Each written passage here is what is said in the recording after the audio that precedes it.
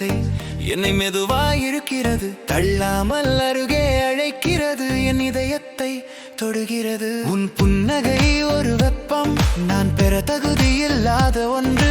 ஆனாலும் என் வலிகளை கரைத்து என் ஆன்மாவை நிம்மதிப்படுத்தும். இவ்வளவு நாளாய் தனிமை சுமந்தேன், நம்ப தைரியம் இல்லை. உன் கண்கள் என்ன